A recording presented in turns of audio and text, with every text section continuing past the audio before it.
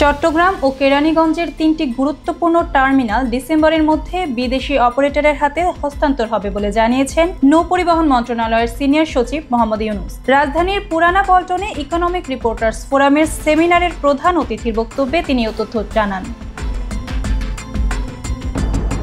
মোহাম্মদ ইউসুফ জানান, চট্টগ্রামের new mooring container terminal, লালদিয়ার চর এবং কেরানীগঞ্জের পানগাঁও টার্মিনাল এই প্রকল্পের অন্তর্ভুক্ত।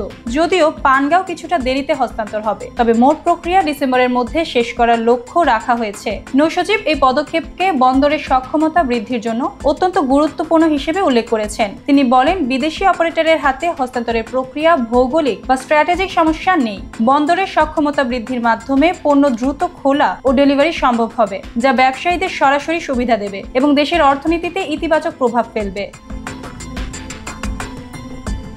জীবন অবাক না করলে কে করবে? 28% মিল্ক ফ্যাটের অবাক করার সাথে ফ্রেশ মিল্ক পাউডার। জীবন অবাক করুক প্রতিদিন। তিনি আরও উল্লেখ করেন, বিদেশি অপারেটরের অংশগ্রহণের মাধ্যমে বন্দরের প্রযুক্তি, প্রক্রিয়া ও মান আন্তর্জাতিক পর্যায়ে উন্নীত হবে।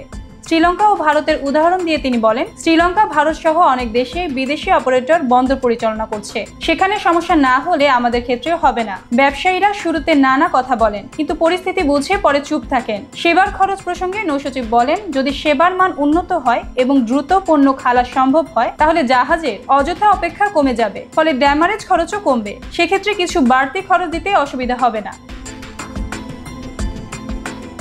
বিশেষজ্ঞরা মনে করছেন, বিদেশি অপারেটরের অংশগ্রহণ চট্টগ্রাম বন্দরের আধুনিকায়ন ও সম্প্রসারণকে আরও ত্বরান্বিত করবে। বন্দরের বর্তমান অবকাঠামোর সঙ্গে যুক্ত নতুন প্রযুক্তি ও দক্ষ মানব সম্পদ অন্তর্ভুক্তি আন্তর্জাতিক মানের লজিস্টিক সুবিধা বৃদ্ধি এবং পণ্য প্রক্রিয়াকরণে দ্রুততা আনতে সহায়ক হবে। বিশেষজ্ঞরা আশা করছেন, এই হস্তান্তরের মাধ্যমে চট্টগ্রাম বন্দর দক্ষিণ এশিয়ার একটি উল্লেখযোগ্য বাণিজ্যিক কেন্দ্র হিসেবে নিজেদের অবস্থান শক্তিশালী করবে।